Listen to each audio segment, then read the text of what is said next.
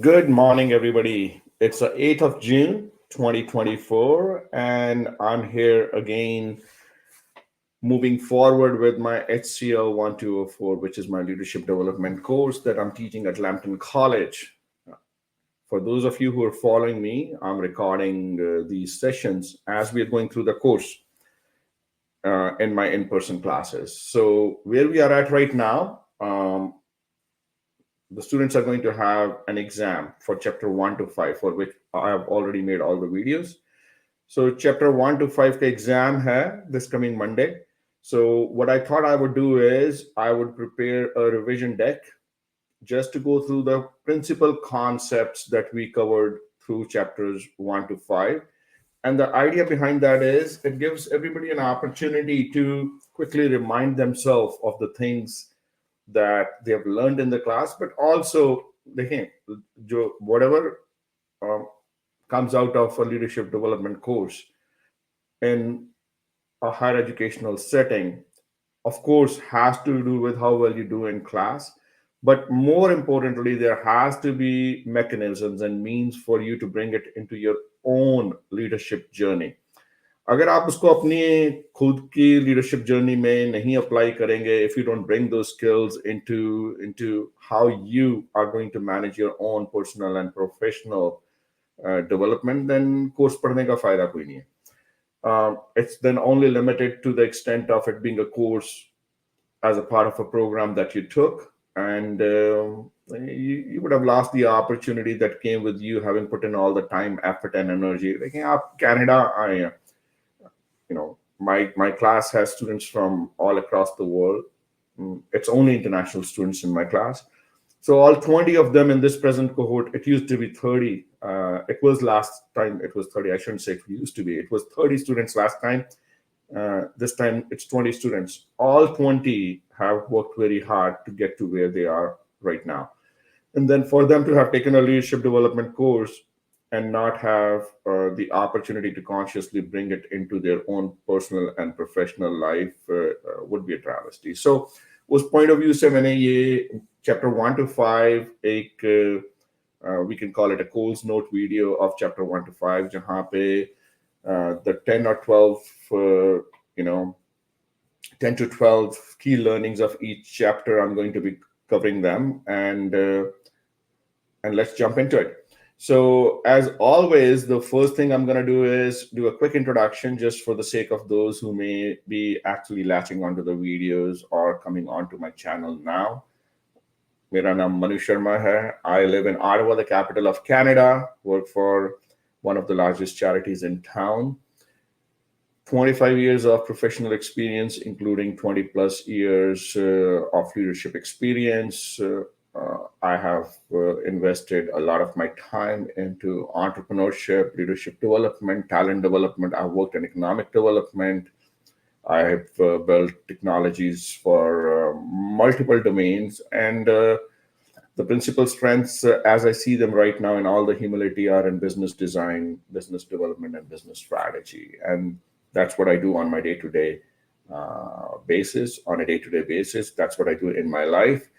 And Lambton में मैं पढ़ा रहा हूँ, and I'm really enjoying it because it allows me to take my love for teaching, mentoring, and coaching to the next level. And I'm also blessed to have 20 exceptional students. So to be able to see whatever I'm doing with them actually help them navigate their life journeys as international students who are looking to settle, most of them are looking to settle in North America, and how this would be useful for them, that is very rewarding. So with that, I will jump into the slides, and then I'll be back for a quick summary and to take your leave. So where we are at, chapter 1, usme we had looked at, that was an introduction to interpersonal skills in hospitality. So we had looked at the importance of interpersonal skills in the tourism and hospitality industry. And the basic thing over there was to really impress upon the students that interpersonal skills are essential in the hospitality and tourism industry. where the ability to effectively communicate and relate to people can define the success of the business as well as your own success.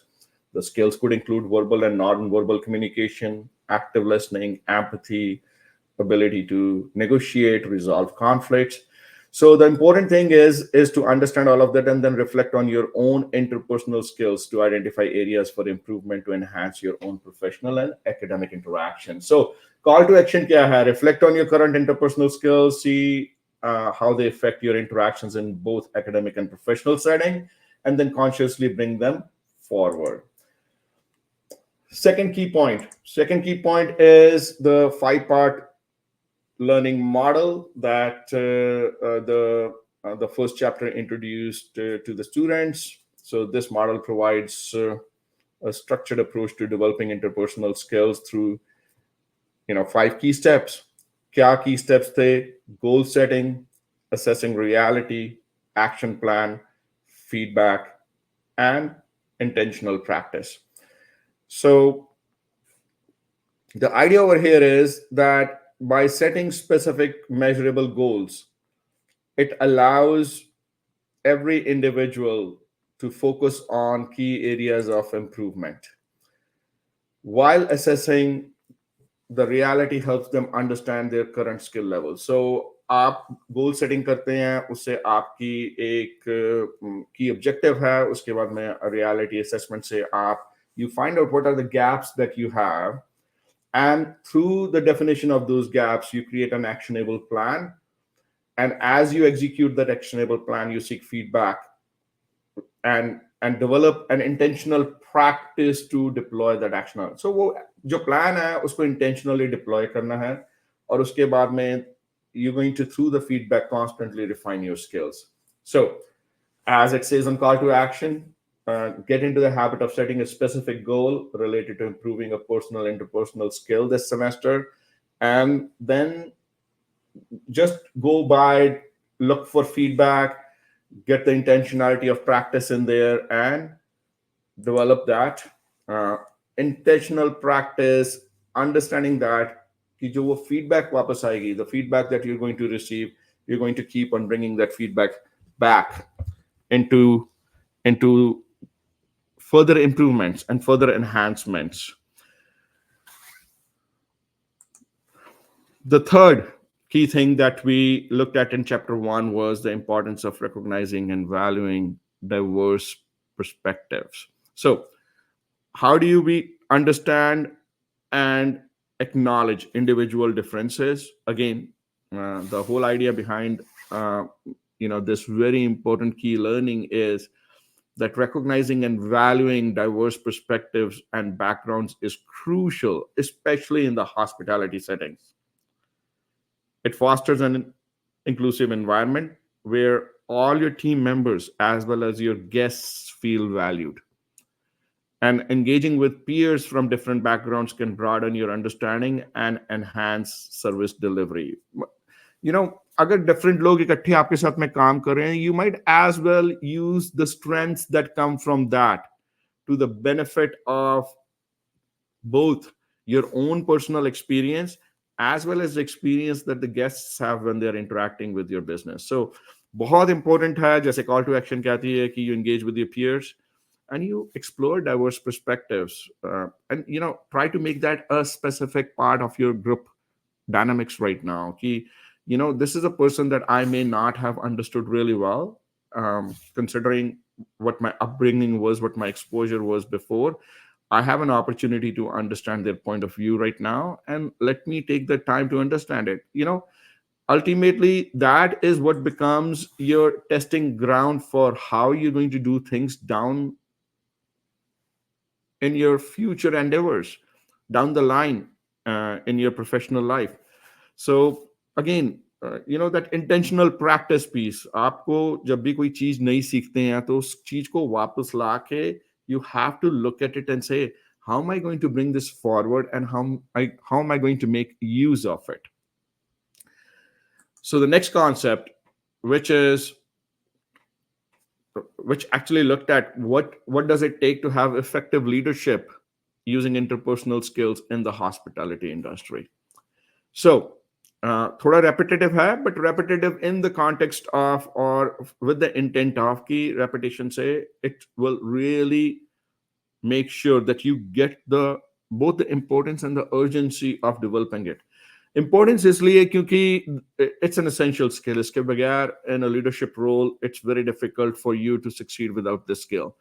But urgency because you cannot be lazy about it. You have to understand that, like I've said in my videos before, when asked, most people think that leadership is something out there. It's something that other people do. They don't see themselves as a leader, but you are. Now you may have some distance to go in your leadership journey. You may have some things to do in your leadership journey, but you do have that potential for, and you do also have credentials, even right now, as a leader. So there has to be a sense of urgency on your end, which basically, you know, calls you to take those intentional steps to move in that direction. So effective leadership in hospitality involves interpersonal skills to motivate and guide teams towards achieving organizational goals. So that shouldn't surprise anybody. But what does that mean? It means that leaders must communicate clearly, resolve conflicts, and inspire their teams. And allied to that is the intentionality, the call to action that is over here, that take the time to identify a leader in your surroundings. If it can be somebody from hospitality community, from the hospitality industry, then that's even better. So identify a leader in your community and learn from their experiences.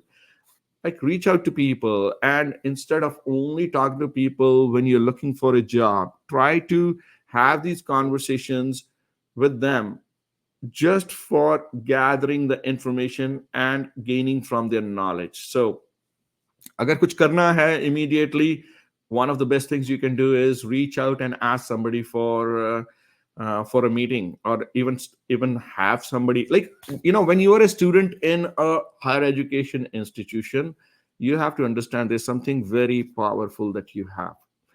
And that very powerful thing is that you can leverage the fact that you're a student to get in contact with people.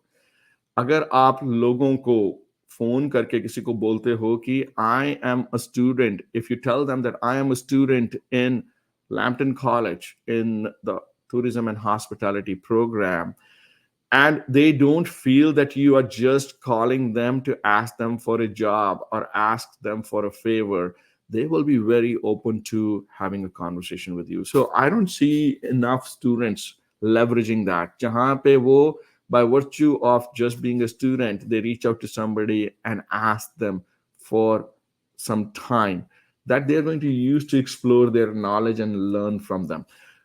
As an example, अगर आप किसी को call करके उनसे कोई data मांगते हो and they don't have a context to why you're asking them for that data, 9 out of 10 times they won't give you that data. But अगर आप उनको कॉल करके बोलते हो कि मैं एक पोस्ट सेकेंडरी इंस्टीट्यूशन का स्टूडेंट हूँ, I am a student in a post-secondary institution and I am looking to get access to this thing as a part of my educational experience, you will be surprised how many of them will actually give you the time and give you that data. So leverage that. Think of your leadership experience, think of your leadership development experience atypically. So the next key lesson of chapter 1 was the role of interpersonal skills in delivering outstanding customer service.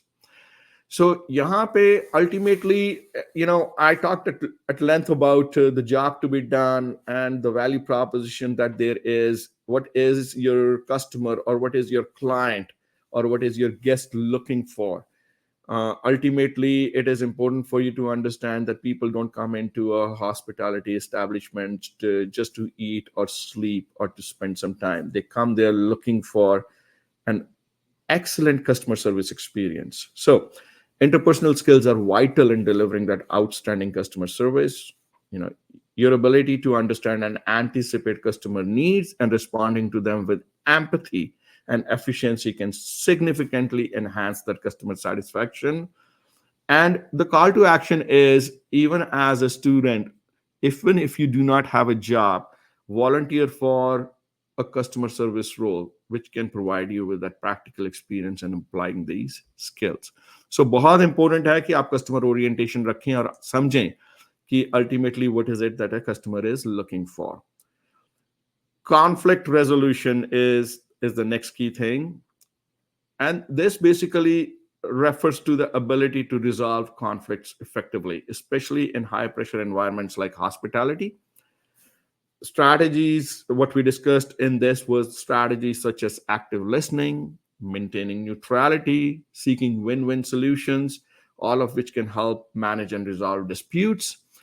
Role-playing conflict scenarios can be an effective way to practice these skills. So call to action इसमें ये है कि before that conflict happens or before you find yourself in conflicts of some kind, actually going through some kind of role playing would be very useful. So again, this is the intentionality and that intentional practice that we've talked about before, and it is important for you to have a line of sight of that. The next key learning was around teamwork and collaboration. This is something that we discussed at length. Successful teamwork in hospitality relies on strong interpersonal communication and understanding. It is only by fostering an environment of collaboration that teams can work more efficiently and improve service delivery.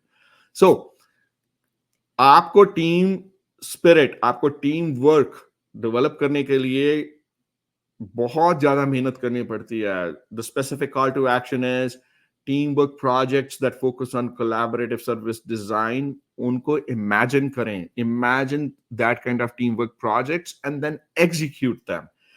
That would really help you understand the core basic foundational elements of how to build team spirit and encourage teamwork. Next point, developing personal productivity. So in all this context of team and others, how do you do that? So managing stress and enhancing productivity are essential skills in hospitality. So अब हम एक lens बाहर की जगह अंदर की ओर ले रहे हैं. We are looking inside onto your own leadership journey. Effective interpersonal interactions can reduce misunderstandings, can improve teamwork, can lead to a more productive work environment. And इसके बीच में जो एक बहुत important चीज है, a very important thing that you should be looking at in this context is this whole idea of time management techniques. Because you have to understand, especially in a leadership role, most of the stress comes from not being able to manage your time effectively. So if that is something that you've gotten your head around, that is something that you are starting to get good at, that is something that you have a plan of action for, then chances are that you would be able to manage your stress and enhance your productivity in a much more powerful way. So call to action kya hai? Abhi, when you are still a student, when you're still in the educational institution and you're going out of the institution to work for 20 hours in a hospitality setting, start getting into the practice of applying time management techniques to balance your coursework and personal life with productive and interactive reality with your peers at your work. So वो बहुत ज़्यादा important है, and I cannot stress enough on how taking the time now would help you make that shift when you're working in a professional environment full-time and you're not in school. The ninth point was around ethical behavior and interpersonal relations. So, we talked about values at length in class. We talked about the ethics of always trying to do the right thing and how your leadership journey is not only just framed by that, but you also develop as a leader, and that kind of a leader is the one that, through my own experience, I know has the most respect in any kind of circumstances. So ethical behavior plays a significant role in maintaining trust and credibility in interpersonal relationships. And what you can do to start preparing for that, the call to action is, take the time to discuss with your classmates, real world ethical dilemmas, and try to propose solutions which can help everyone understand the importance of ethics in general in life, but in particular in tourism and hospitality. So that's a very, very important thing. And that's something that I would again like to insist and remind everybody about.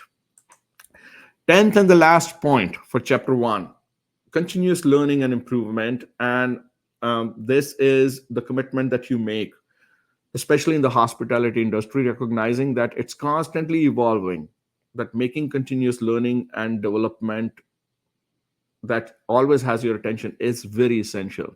Commitment to regular training and development opportunities can help keep your interpersonal skills sharp and relevant. So, the point there being, you cannot only be looking at learning as a structured exercise that happens when you go to school. मैंने ये अपने कुछ students से share किया है, even at this age, having done everything that I have done to learn what I've learned in life, I still spend 5 to 6 hours every single week on structured learning, not incidental learning, not learning that comes to me by virtue of just browsing around, but very structured learning, learning in which I put aside some time and then dedicate that time to really understanding what is happening around me. What are the things that I have gaps for, and what are some of the things from the trends that I understand that I know I'm going to need in the future. So, with that, we have come through the summary of chapter 1. And as always, the first chapter takes a little bit longer in these kind of summary exercises. And hopefully, I'll be able to get through chapter 2 a little bit faster. But I wanted to make sure that all of the stuff that is foundational to everything else that's going to come through has been discussed in more detail than I usually would. Because every single time there is an opportunity for me to go back and insist on one of these foundational things, I will reference it. And it was important for you to have a sense of it. So, chapter 2, the first point was the introduction to individual differences in hospitality. So the kind of builds upon what we've already looked at, that understanding and appreciating individual differences such as personality traits, cognitive styles, and cultural backgrounds. When we think about individual differences, जब हम उनके बारे में सोचते हैं, it usually comes down to cultural backgrounds. But what we want to really remember from this is it also involves personality traits and cognitive styles and things like that. And the important thing is to recognize how these differences impact teamwork and customer service, how it can be enhanced through operational efficiency that comes for better interaction. So बहुत important है कि आप इस चीज को अपने आप को remind करवाएं कि there are a lot of individual differences, and those differences have to be well understood if you really want to deliver the success that you want to deliver in your professional life. Like I said, personality and cognitive styles are often not thought of naturally when we think of individual differences like race, culture, ethnic background. Those are the things that we are more attuned to, but it's important to understand the other differences also. So, the next key learning point in chapter 2 was major personality factors. And over here, we talked about 8 of them, but how the big 5: extroversion, agreeableness, conscientiousness, neuroticism, and openness to experience significantly influence workplace interaction, and how identifying your dominant traits and understanding their impact can help tailor your approach to various hospitality settings. So, इसमें बहुत important चीज जो ये है कि आप समझें कि जो ये पर्सनालिटी ट्रेट्स हैं ये आपके अपने क्या हैं, but also especially in a leadership role, it's important for you to take the time to understand these traits for the people who are working with you or for you.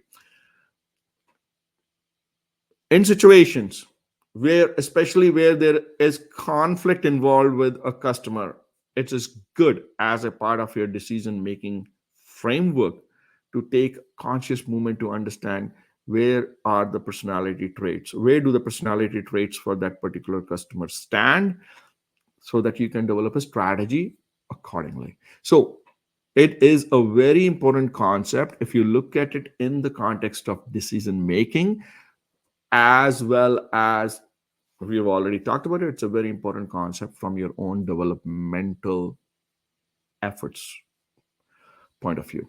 So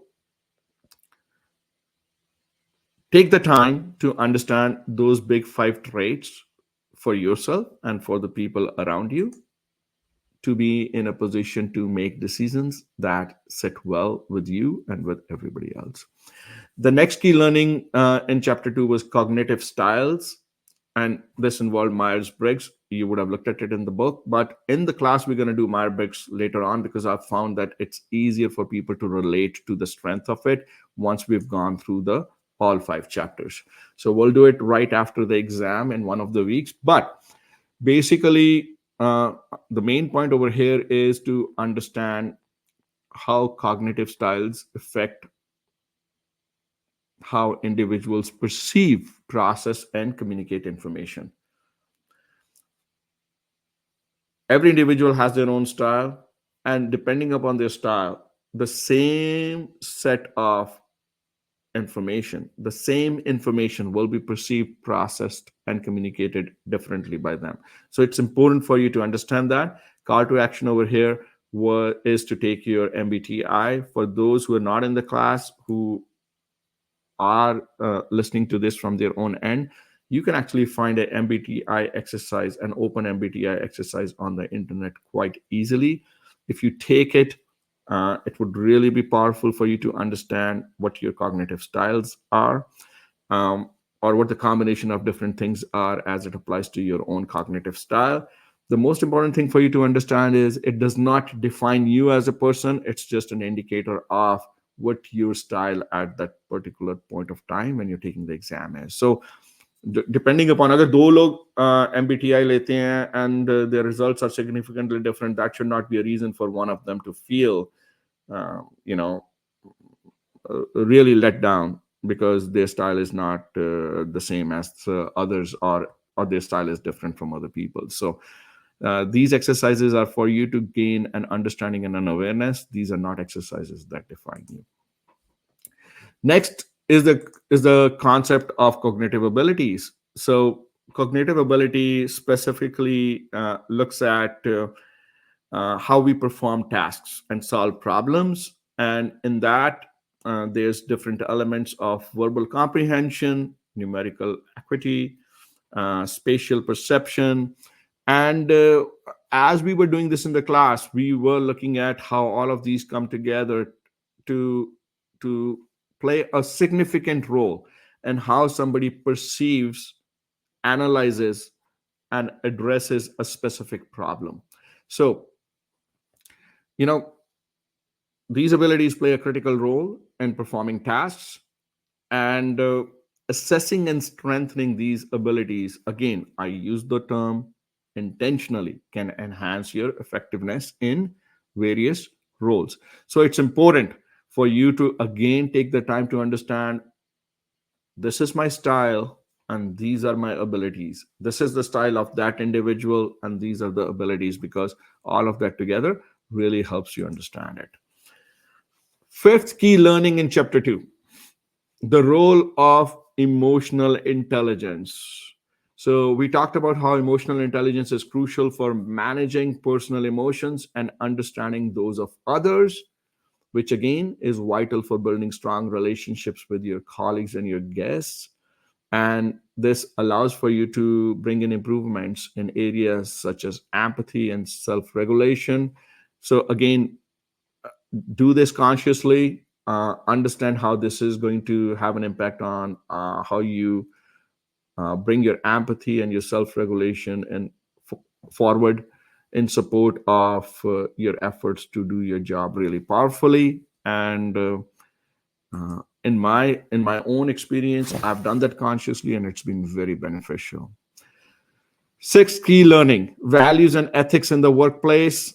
Uh, this was all about us understanding, collectively understanding how personal and organizational values deeply influence work ethics and interpersonal relations. Uh, we went really deep into the importance, the role of values, and how we should take the time to really understand what our key values are. We went through that exercise of going from 100 values to three, picking the three that are most important to us. And the idea behind that is just to, again, consciously remind ourselves of the personal values, how we want to align them with our professional expectations, and how we're going to bring them forward to support our work and to create trust and credibility with the people that we are working with. The next key learning outcome was generational differences and values. This talked about how folks in different generations, so across age groups, often hold distinct values affecting workplace expectations and interactions, and how understanding these generational differences can improve communication and reduce conflicts in a diverse workplace. Again, call to action: look up a colleague of a different age group, take the time to talk to them, and that would allow you to understand that how indeed people across different generations not only would have a different set of values, but would also have a different interpretation of the same values. So very important for you to have that understanding as you work with people across different generations. Eight, key learning: adapting to various mental abilities. So this was all about understanding how working effectively in hospitality requires adapting communication and problem solving approaches to match the diverse intellectual capacities of team members. So tailoring your approach can really improve interactions and operational efficiency. To say it simply, do not expect everybody to be at work with the same intellectual capacity, which is not to say that some people are silly or stupid. That's not the point. The point is all of us have different prowess. So our intellectual prowess is dictated by a whole lot of different factors. So this is also not a conversation on accommodation or feeling a certain way for certain people. This is about you as a leader taking it upon yourself to have a clear understanding of what kind of different intellectual abilities, mental capacities exist in your team, and then you adjusting your own communication or task delegation in a way that allows everybody to work at an optimal, effective, powerful level. Ninth, key learning: navigating personal conflicts. So here we looked into how personal conflicts are common in diverse work environments, and how understanding different personality types and adapting your conflict resolution strategies accordingly can help maintain a harmonious workplace. From a call to action point of view, again, role playing a scenario where you resolve a personality conflict using the strategies learned in the chapter would be very helpful. And again, once you do that role playing, make sure that you take note of that. Also take notes of how you addressed it and what the success of that particular exercise was, and that becomes then a tool in your tool set to carry into your professional life. 10th and last, continuous learning and development. Here we talked about continuous learning about individual differences is key to managing diverse teams effectively, engaging in activities that expand your understanding of these differences on an ongoing basis in a persistent way can enhance your ability to provide exceptional service. So very important for you to have a call to action on this end, because only by an investment into continuous learning and development, where you take stock of the gaps that you have in your interpersonal skills and how you are, deploying them and how you are developing them, allows you to be a very powerful leader. So call to action: commit to one activity this month that promotes your understanding of individual differences It can be any activity. It can be a self-created, self-regulated, self-managed activity, or it can be activity where you decide to go and attend an activity that is being facilitated by somebody else. So, with that, we are at the end of chapter 2. As expected, this was a little bit faster. And like I said, it'll continue to be to be faster as we go from one chapter to another. So, this brings us to chapter 3, which was all about building self esteem and self confidence.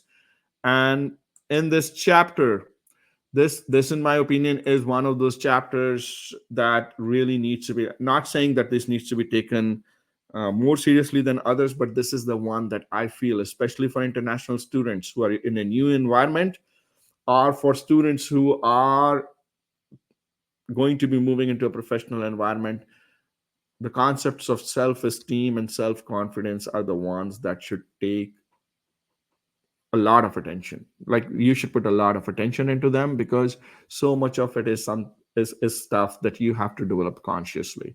Like, these are things that cannot happen accidentally. Some of the other stuff you could just wade into it accidentally, and then by virtue of your experience you could pick up those skills, you could pick up those understandings. But when it comes to self-esteem and self-confidence, investing in it consciously is often necessary and required. So, jumping into the first one, uh, it was the introduction to how and why to build self esteem and self confidence. So, we talked about how building and maintaining high self esteem and self confidence are essential for both your personal and professional success, again, especially in hospitality. And we looked at how the rest of the chapter explores how these attributes affect growth and performance in various settings.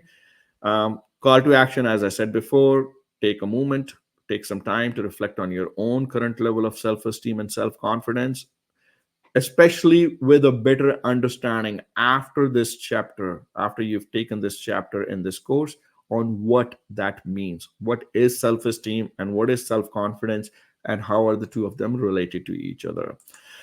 Then we looked at self esteem and its development. So, self esteem is shaped by personal achievements and the feedback that you receive from others. Reflecting on past experiences that influenced your self esteem can provide insights into how it has shaped your personal and professional life. Um, Folks typically carry their experiences with them without really ever taking a pause to reflect on how some of those early experiences would have had a significant impact on your self esteem. Think about that, share it with somebody you can share it with in confidence. If it is a negative thing, look for strategies now to address them. If it's a positive thing, look for how you can amplify it. So that intentionality again is what makes it so important. Next, the impact of high self-esteem. So high self-esteem can lead to better job performance, better mental health, greater ability to utilize feedback effectively. Identifying areas where higher self esteem could improve your performance is super beneficial. And again, this is about you taking the time to understand where and how, where your self esteem stands and how you feel about certain things, and then taking the time to intentionally amplify those things to your advantage. Consequences of low self-esteem. So the flip side is low self-esteem can hinder career development. It hinders your advancement, your personal growth. And developing a personal plan to address areas impacted by low self-esteem to overcome those challenges is very important. It's not going to happen on its own. It's not something that you can ignore. It's not something you can put out of sight, out of mind. You have to have a strategy and a plan to address it. Strategies to enhance self esteem. So, this is where we explored how strategies to enhance self esteem include recognizing personal achievements, managing self criticism, and engaging in self nurturing activities. So, this is all about taking care of yourself. Selfishness and self care should not be confused. You have to look at what is it that you need. So this is why self-criticism has to be managed and self-nurturing has to be encouraged. So reflect on recent accomplishments and bring them in consciously. Like I say in call to action, list 3 recent accomplishments and reflect on how they have impacted your self-esteem. Trust me, you will learn so much from that. Next one is the role of self confidence in professional development. So, this is again intuitive. You would have heard about it, but again, what's your relationship with your self confidence? Have you consciously thought about it? Have you looked at it in a critical way? Self confidence is crucial for believing in your abilities and tackling various tasks with assurance. Engaging in new activities that challenge you can boost your self confidence and enhance your professional capabilities.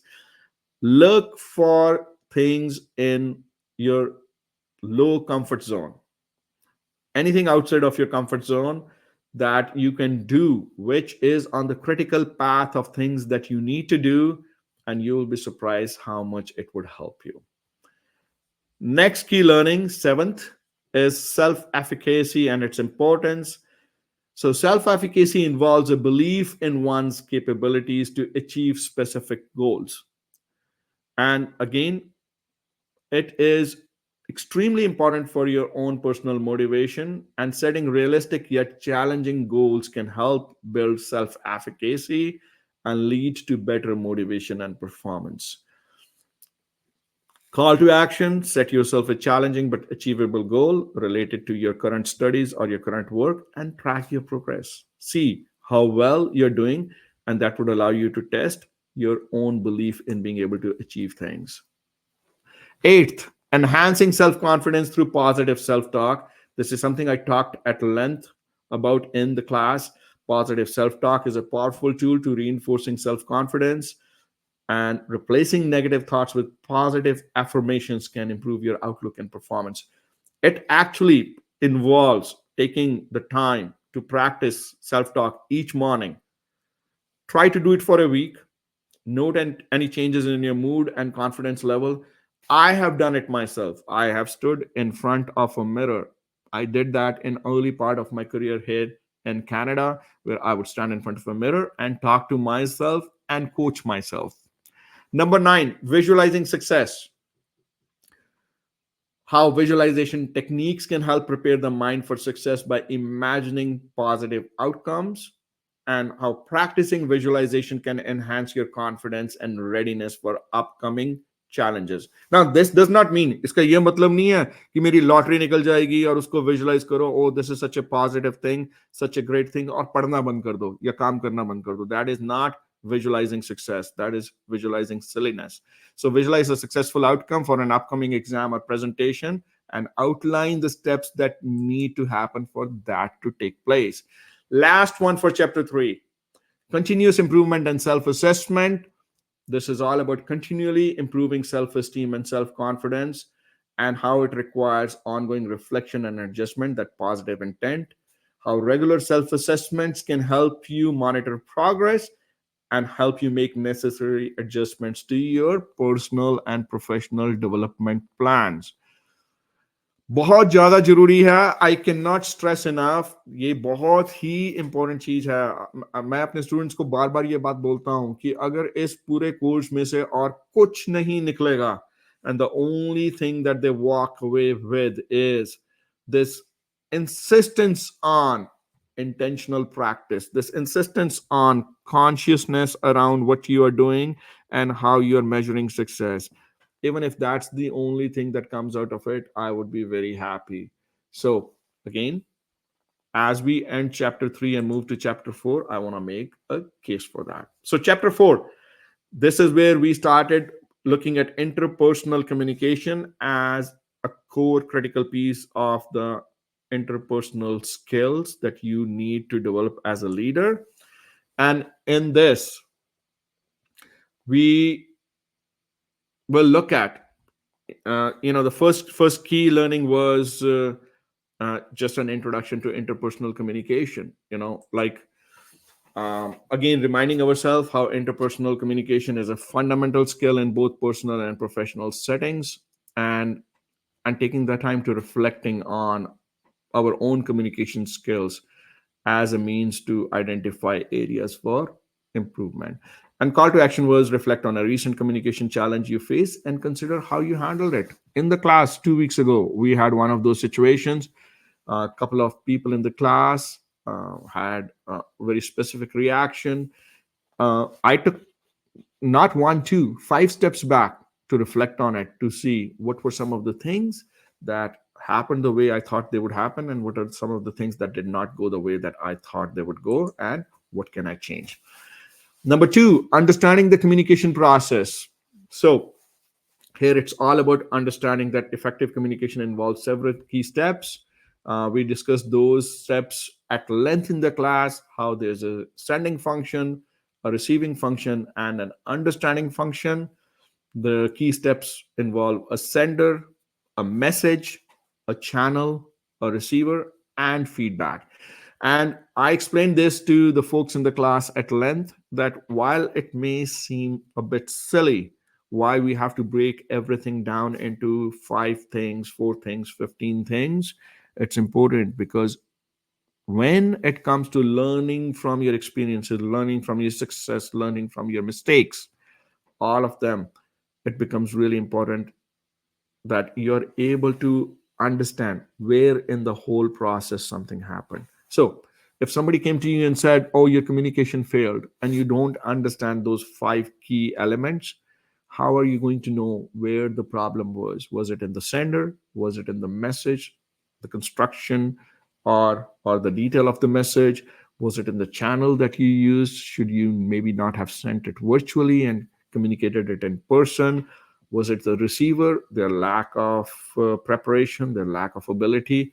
Or was it in the way that you heard feedback and then modulated your message? So अगर आपको यही नहीं पता कि 5 steps कौन से हैं या 5 elements कौन से हैं, then how are you going to analyze your communication process and identify strengths and weaknesses? So again, call to action. सबके सब call to actions try to bring focus back to something that can happen or that is already happening in your environment.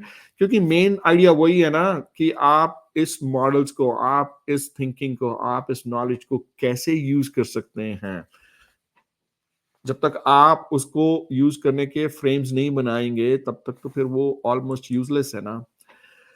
Which takes us to the next one.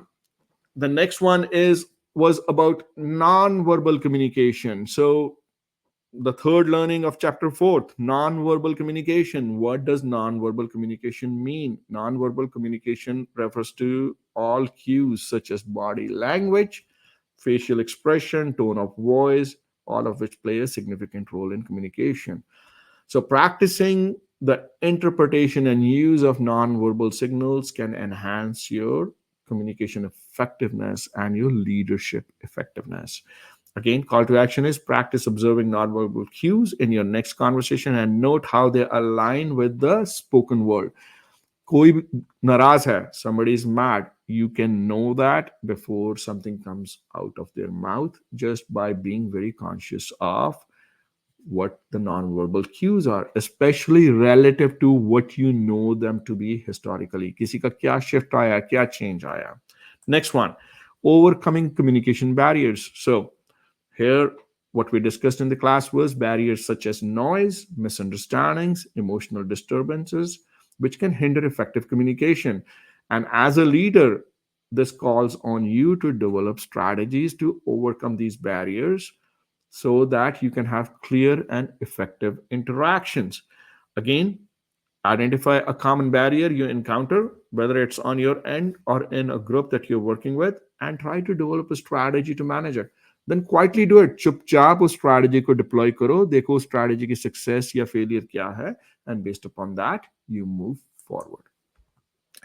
Next, number 5 in chapter 4 is the role of feedback in communication. Feedback is critical for understanding whether your message has been received as intended and for furthering the communication process. Practicing giving and receiving constructive and relevant feedback can improve your communication skills.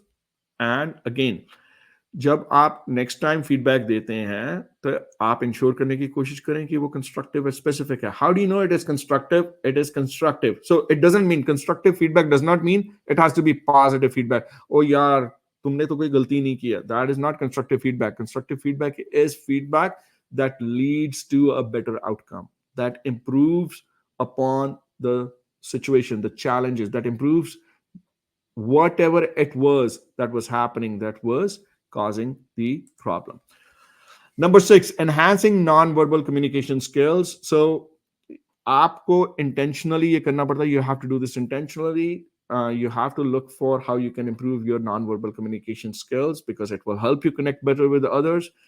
So recording and reviewing your non-verbal cues can prove that there are areas that need improvement, can provide you insights into things. सबके पास में camera है, सबके पास में phone है, सेल्फियां तो बना रहे हैं हम, टिकटॉक वीडियोस तो बना रहे हैं, कभी अपनी वीडियो भी बनाएं किसी एनवायरनमेंट में to see how is it that we communicate through the non-verbal cues. Number 7, active listening skills. Active listening skills require full concentration on the part of the speaker to understand the message, to respond thoughtfully, and remembering the discussion. We talked about how listening and hearing are two different things, and listening is what you want to be more engaged with, what you want to be doing more in your life.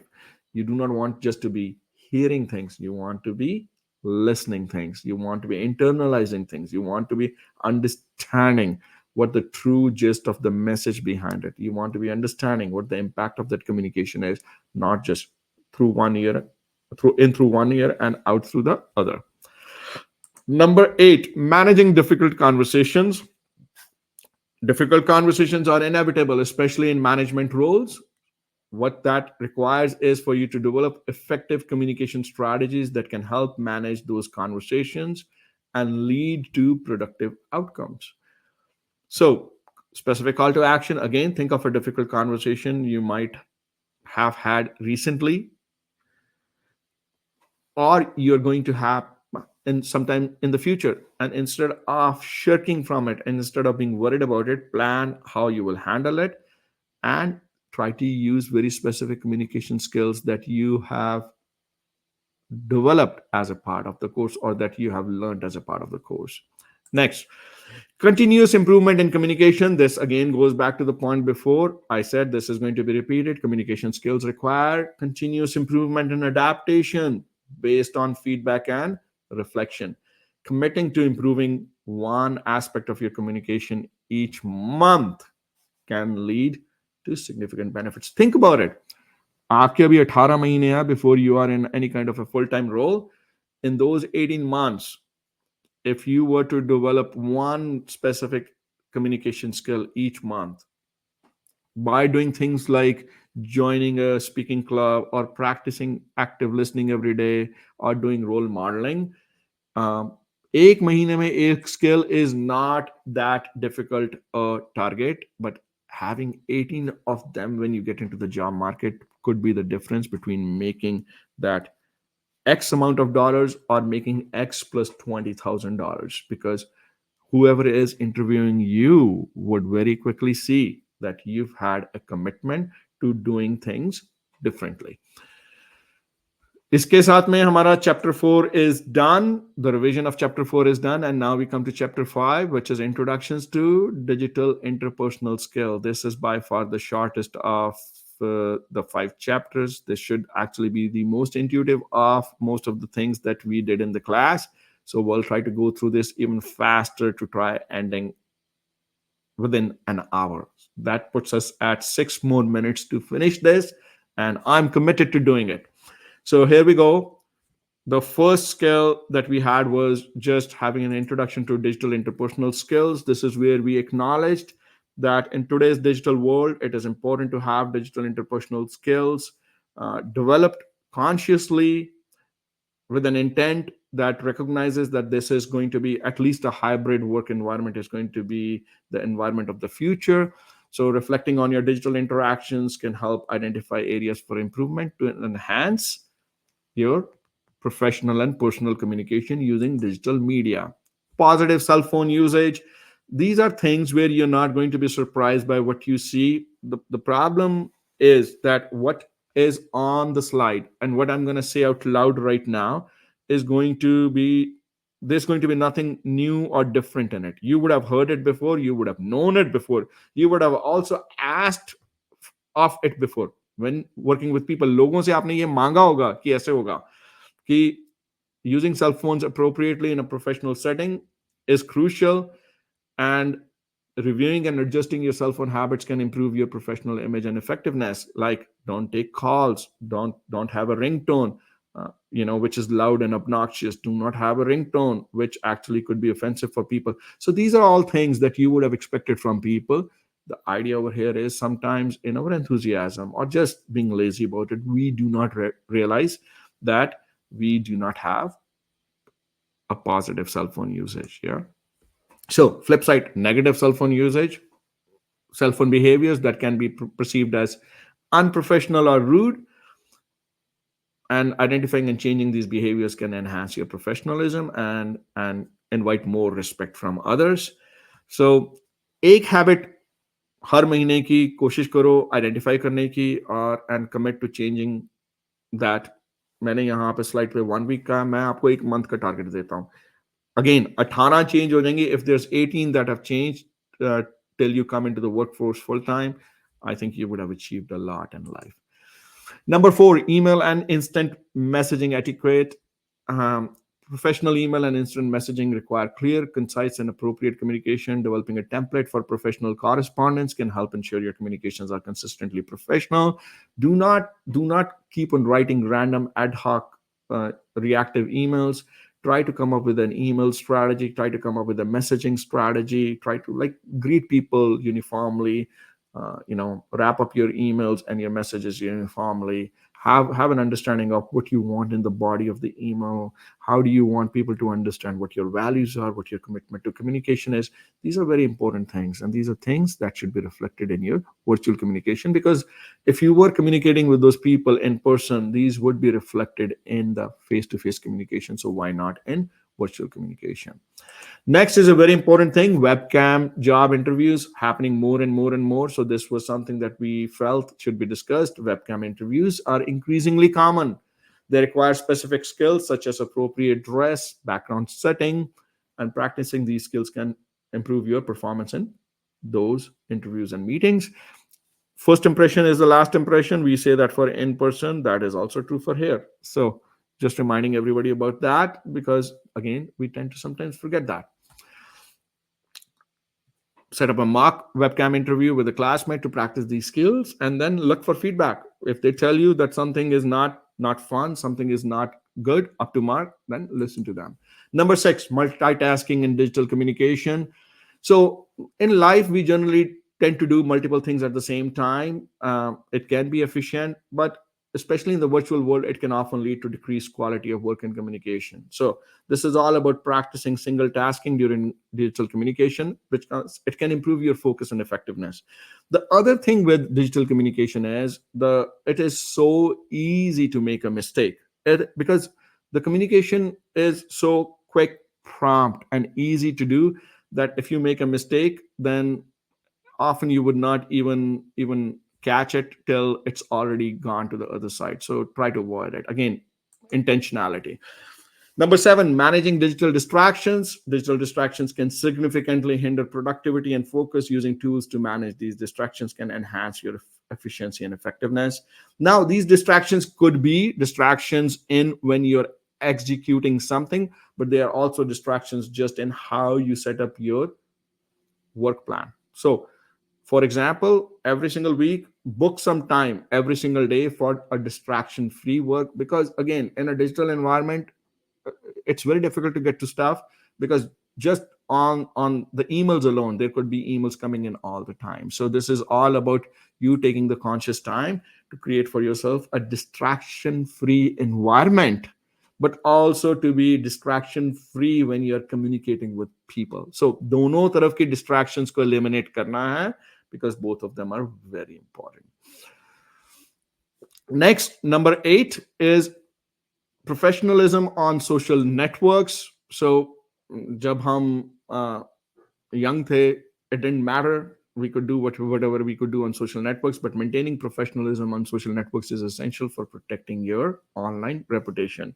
So conduct regular audits of your social media profiles to ensure that they reflect your professional image appropriately. Also, if you put any kind of content on social media which at that time you did not understand was not the correct thing to do, go back and delete it. There have been too many instances of people getting in trouble because of something that they would have put on social media profiles in a life before, and then they forgot about it. But yet, when they were interviewing for something or they were getting a reward, somebody dug it up and they got in trouble. So वो जो audit है of your social media profiles from a professionalism standpoint and making necessary adjustments is very important. With that, we come to number 9, video conferencing best practices. Effective video conferencing requires good technical setup and communication practices. Organizing practice video conferences can help hone your skills and ensure more effective digital meetings. This may be to practice, try organizing a video conference with friends or classmates to practice these techniques. The more important thing is then you cannot be goofy about it. These meetings have to be done professionally. They have to have a professional tone to them. There should be a structure to them. And typically, even if you're doing them as practice meetings, you do them with an agenda and you try to write a memo on the other side. Number 10, and the last one for these 5 chapters, building a positive online reputation. A positive online reputation is crucial in today's digital world. Using tools to monitor your online presence and manage your personal information can help maintain a positive and professional online image.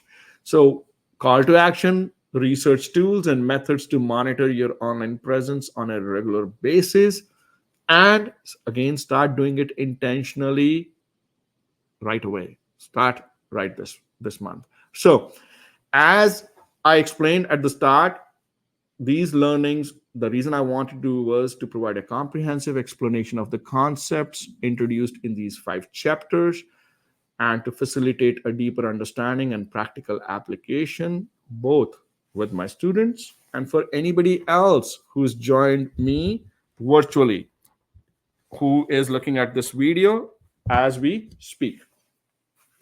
So, ये मेरी commitment है, as I said before, to encourage leadership, to have people understand that there's a leader in everybody.